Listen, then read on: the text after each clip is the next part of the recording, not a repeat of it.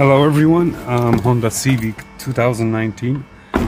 If you ever gonna change the battery or disconnect the battery, whatever the reason is, and if you're gonna turn on the ignition and you will see the flashing immobilizer light, like up in here, what you have to do is take off the key, press the brake pedal and the accelerator pedal, enter the key, switch to ignition, hold it.